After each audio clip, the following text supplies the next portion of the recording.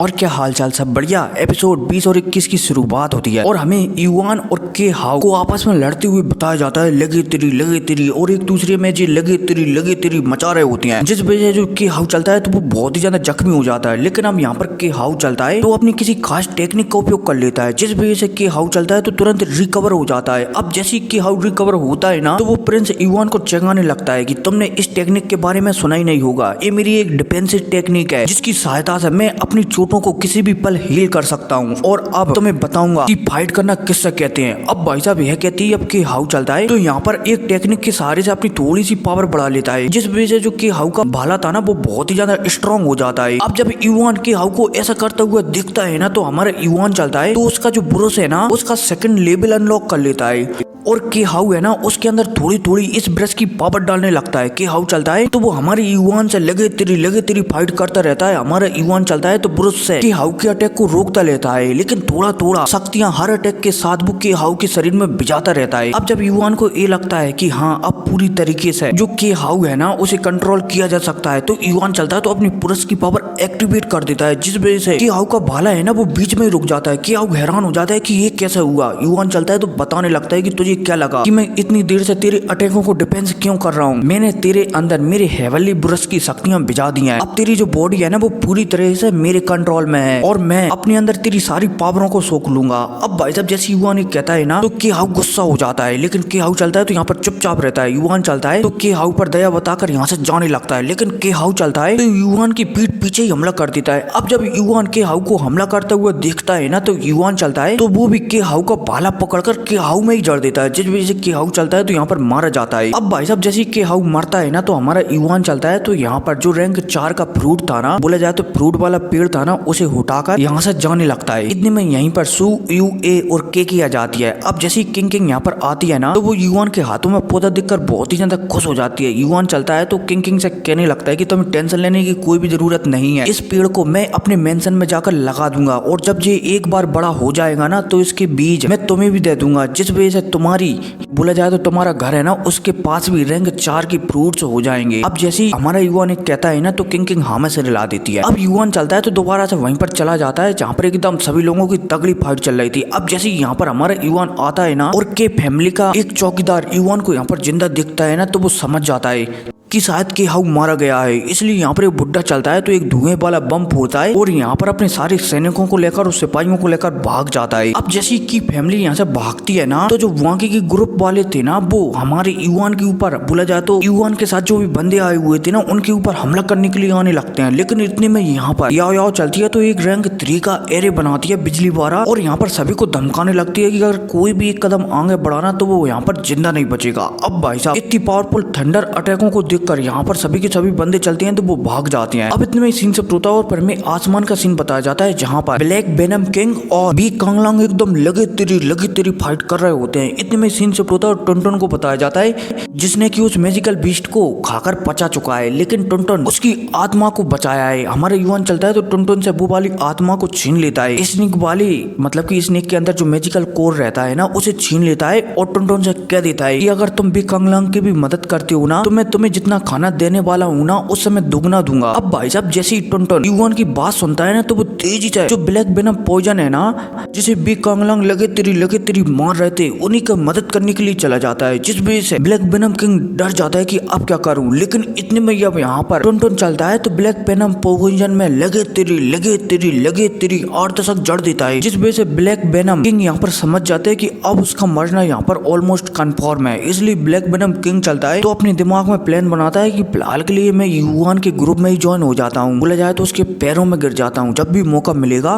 पैरों को बांधकर नदी में फेंक दूंगा। इसलिए यहाँ पर ब्लैक वेनम किंग चलता है तो युआन के पैरों में आ जाता है और कहने लगता है कि मुझे छोड़ दो, मैं तुम्हारा गुलाम बनने के लिए तैयार हूँ। अब जब युआन यहाँ पर ब्लैक वेनम किंग की बात सुनता है ना तो वो याओ की ओर दिखता है। अब याओ भी समझ जाती है कि युआन क्या चाहता है। याओ चलती है तो आगे बढ़ती है और ब्लैक वेनम किंग के माथे पर एक रून्स बना देती है जो कि रैंक 4 का होता है। अब जैसे ये रून्स बनता है ना तो याओ चलती है तो इस रून्स की चाबी युआन को दे देती है और युआन से कहने लगती है कि अगर तुमने इस चाबी को तोड़ दिया दिया ना तो ब्लैक वेनम किंग तो वैसे ही मारा जाएगा। अब भाई साहब जब ब्लैक वेनम किंग यहाँ पर ये सुनता है ना तो वो समझ जाता है कि अब वो शायद युआन से कभी भी गद्दारी नहीं कर सकता। अब इतने में यहाँ पर याओ याओ चलती है तो सारा मामला सुलझाने के बाद कहने लगती है कि ये पपेट सेक्ट है ना, ये बहुत ही पुराना सेक्ट है, इसलिए मुझे नहीं लगता है कि इसके अंदर सिर्फ इतनी सी चीजें हैं। जितना मैं जानती हूँ ये पपेट सेक्ट बहुत ही ज्यादा एक समय में पावरफुल हुआ करता था, इसीलिए इसकी जो चीजें है ना वो भी बहुत ही ज्यादा पावरफुल होंगी, इसलिए हमें और चीजों को ढूंढना चाहिए। अब भाई साहब याओ याओ जैसी ये कहती है ना तो सभी के सभी लोग यहाँ पर छानाबीनी करने लगते हैं। अब इतने में सीन शिफ्ट होता है और सभी के सभी लोगों को हमें एक गेट के सामने बताया जाता है और यहाँ पर सभी के सभी लोग इसी गेट के सामने खड़े हुए होते हैं। अब जैसे ही सभी बंदे इस गेट के सामने आते हैं ना, युआन वगैरह इस गेट के सामने आते हैं ना, तो इस गेट पर एक सील चढ़ी हुई थी। याओ याओ चलती है तो यहाँ पर इस सामने जो गेट पर सील चढ़ी हुई थी ना उसके बारे में बताने लगती है कि ये पपेट सेक्ट की खास सील है और इस सील को तोड़ा नहीं जा सकता। अगर हमने इस सील को जबरदस्ती तोड़ा तो शायद यहाँ पर एक बहुत ही तगड़ा धमाका होगा जिसकी वजह से हम सारे के सारे लोग मारे जाएंगे। इस सील को सिर्फ इसकी चाबी से ही खोला जा सकता है। अब जैसे ही यहाँ पर याओ याओ कहती है ना तो सभी के सभी लोग हैरान हो जाते हैं, लेकिन अब यहाँ पर युआन चलता है तो याओ याओ से पूछने लगता है कि सिस्टर याओ याओ पर मुझे अंदर की चीजों के बारे में जानना है, क्या आप इसके बारे में पता नहीं लगा सकती? याओ याओ चलती है तो एक टोकन को निकालती है और ये टोकन वही होता है जिसे युआन ने 20,000 कॉइन में खरीदा था। अब जैसे ही इस टोकन को युआन देखता है ना तो वो समझ जाता है कि शायद उसके अब जो 20,000 कॉइन खर्च हुए हैं ना वो रिकवर होने वाली हैं। इतने में याओ याओ चलती है तो सबको यहाँ से जाने के लिए कहती है क्योंकि वो नहीं जानती कि ये सील खोल पाएगी या फिर नहीं, इसलिए याओ याओ चलती है तो सभी को यहाँ से जाने के लिए कह देती है। युआन चलता है तो याओ याओ से मना कर देता है कि नहीं,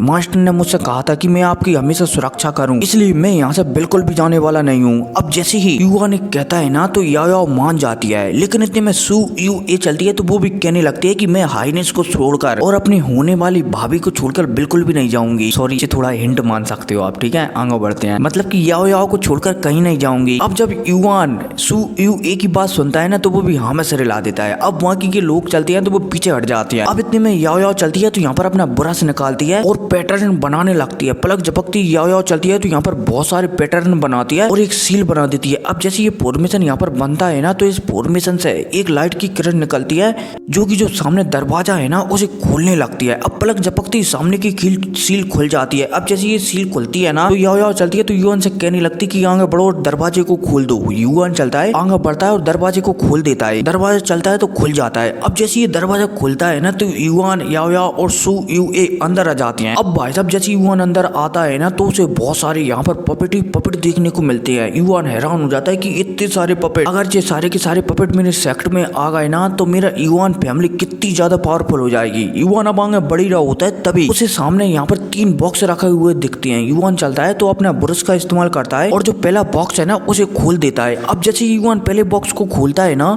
तो इससे लाइट की एक किरण निकलती है और सामने एक स्क्रीन बना लेती है और इस स्क्रीन पर जब जिस सेक्ट पहले हुआ करता ना सारी इमेजें जलने लगती हैं, सॉरी टीवी की तरह चलने लगती हैं। अब जब युआन इन सारी की सारी इमेजों को देखता है ना थोड़ा हैरान हो जाता है कि इतना खूबसूरत सेक्ट था, लेकिन इतने में जो इमेजें चल रही थी ना वहाँ पर 2-3 शैतान आते हैं और सारे के सारे जो पपेट सेक्ट है ना उसे नष्ट नाबूद कर देते हैं। और मैं बता दूं कि ये पपेट सेक्ट है ना इसे भाई नष्ट कैसे किया गया, क्योंकि इस पपेट सेक्ट में एक टोकन छुपा हुआ है अंदरूनी हिस्से में, बोला जाए तो धरती के अंदर, और वो टोकन है ना वो इतना ज्यादा पावरफुल है कि भाई जो 7 प्लेनेट 9 प्लेनेट है ना, मतलब कि ड्रैगन प्रिंस युआन में टोटल 9 प्लेनेट है, तो वो टोकन एक प्लेनेट को कंट्रोल कर सकता है, ठीक है। और वो टोकन अभी भी है, वो तो आपको आगे चलकर पता चलेगा। और मैं बता दूं कि यही वो मनहूस जगह है जहाँ से याओ याओ गायब हो जाएगी बहुत लंबे समय के लिए। तो हिंदी में कहूँ तो यहीं से याओ याओ, मतलब कि अभी नहीं, अभी तो याओ याओ बहुत लंबे समय तक रहेगी, लेकिन आगे चलकर यहाँ पर जब हमारा युआन आएगा ना तो याओ याओ यहीं से गहरी नींद में चली जाएगी, बोले जाए तो कॉफिन के अंदर चली जाएगी, मतलब कि जो ताबूत रहते हैं ना उनके अंदर गहरी नींद में सो जाएगी टुन टुन के साथ। खैर कोई नहीं, आगे बढ़ते हैं। अब जैसे युआन पपेट सेक्ट को नष्ट करते हुए देखता है ना तो वो थोड़ा हैरान हो जाता है, लेकिन अब युआन चलता है तो दूसरा बॉक्स को खोलता है। अब भाई साहब जैसे युआन दूसरे बॉक्स को खोलता है ना तो इस बॉक्स से तेजी से एक तलवार निकलती है और सीधा सू यू ए के अंदर चली जाती है। युआन चलता है तो हैरान हो जाता है कि सू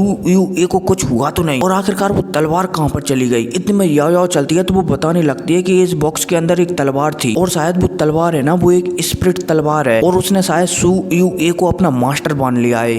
अब जैसे सू यू ए याओ याओ की बात सुनती है ना तो वो मना कर देती है कि मुझे तो कोई भी तलवार की जरूरत नहीं है और ना ही मैं कोई तलवार लेना चाहती हूँ, लेकिन युआन के समझाने पर कि अब उस तलवार ने तुम्हें अपना मास्टर मान लिया है, इसलिए मेरी ओर से ये तलवार तुम्हारी हुई। अब जैसे सू यू ए सुनती है ना तो वो बहुत ही ज्यादा खुश हो जाती है। और हाँ, एक और हिंट है कि भाई सू यू ए बहुत ही जल्द जाने वाली है और जैसे याओ याओ जाएगी ना उसके 5-6 एपिसोडों को बाद सू यू ए आ जाएगी और फिर वो अंत तक ही रहेगी, एकदम एंड तक। ठीक है, फिर कोई नई टॉपिक पर आते हैं। अब इतने में हमारा युआन चलता है तो तीसरे डिब्बे को खोलता है। अब जैसे युआन तीसरे डिब्बे को खोलता है ना तो इसमें से एक लिक्विड बाहर निकलता है। युआन चलता है तो इस लिक्विड को देखकर हैरान हो जाता है कि भला ये क्या है, लेकिन इतने में याओ याओ चलती है तो युआन से कहने लगती है कि अपनी एक ब्लड की बूंद इस लिक्विड में मिलाओ। अब जैसे युआन याओ याओ की बात सुनता है ना तो अपनी एक ब्लड की बूंद इस लिक्विड में मिला देता है। अब जैसे ये लिक्विड हमारी युआन की ब्लड की बूंद को एब्जॉर्ब करता है ना तो लिक्विड चलता है तो ये पपेट के रूप में कन्वर्ट हो जाता है। अब भाई साहब जब हमारा युआन लिक्विड को पपेट के रूप में कन्वर्ट होता हुआ दिखता है ना तो युआन भी हैरान हो जाता है कि ओ भैया ये क्या हुआ। याओ याओ चलती है तो बताने लगती है कि ये एक सोल पपेट है और ये बहुत ही ज्यादा खास ट्रेजर है, युआन तुम इससे हाथ नहीं लगाओगे। अब जैसे युआन याओ याओ की बात सुनता है ना, युआन चलता है तो आगे बढ़ता है और इस पपेट से हाथ लगाता है ना, जैसे ये पपेट चलता है तो एक्टिवेट होता है और युआन को बोले जाए तो युआन की पूरी बॉडी पर ही चढ़ जाता है। अब जैसे ये पपेट युआन की बॉडी पर चढ़ता है ना तो युआन चलता है तो वो अपने आप को बोला जाए तो शरीर में बहुत ही ज्यादा पावर को महसूस करने लगता है। युआन को ऐसा लगने लगता है कि मानो वो बेकांगलांग के लेवल के बराबर हो गया हो, लेकिन दूसरे पल ये पपेट चलता है तो डीएक्टिवेट हो जाता है और दोबारा से लिक्विड के रूप में बदलकर बाहर निकल आता है। अब जैसे ये पपेट डीएक्टिवेट होता है ना तो युआन चलता है तो अपनी कमजोरी की वजह से नीचे गिर जाता है। ये सू यू ए चलती है तो युआन को झेलती है। इतने में याओ याओ चलती है तो युआन को बताने लगती है कि तुम्हारी जो सोल पावर है ना वो फिलहाल के लिए इतनी स्ट्रांग नहीं है कि तुम इस पपेट को झेल सको और तो और अगर तुमने अब दोबारा से इस पपेट का इस्तेमाल किया ना तो ये पपेट है ना जो उल्टा तुम्हें ही कंट्रोल कर लेगा, इसलिए इसका जब तक इस्तेमाल मत करना जब तक कि कोई खास काम ना हो। अब जैसे हमारा युआन याओ याओ की बात सुनता है ना तो वो थोड़ा हैरान हो जाता है कि ठीक है। हालांकि युआन चलता है तो याओ याओ के पपेट देने लगता है कि तुम इस पपेट को ले क्यों नहीं लेती। याओ याओ चलती है तो मना कर देती है कि अब इस पपेट को मैं चाह कर भी नहीं ले सकती क्योंकि ये पपेट है ना ये अब तुम्हारा हो चुका है, क्योंकि इसमें तुमने अपना ब्लड मिला दिया है। युआन चलता है तो वो भी समझ जाता है। अब इसके बाद यहाँ से युआन याओ याओ और सू यू ए चलती है तो निकल जाती है और उनके निकलते ही यहाँ पर दोबारा से सील चढ़ जाती है। अब इसी के साथ सीन शिफ्ट होता है और जो के हाउ का बॉडी गार्ड था ना वो एक बुड्ढा हमें उसे बताया जाता है जो कि यहाँ पर कह रहा होता है कि हमें जल्दी से जाकर की फैमिली को बता देना चाहिए ताकि अब वॉर शुरू हो सके, क्योंकि युआन ने के हाउ को मारकर वॉर का ऐलान कर दिया है, इसलिए अब हमें भी वॉर करना ही पड़ेगा। और भाई साहब इस बुड्ढे के कहती एपिसोड खत्म हो जाता है। तो मिलते हैं अगली वीडियो में, टेक केयर।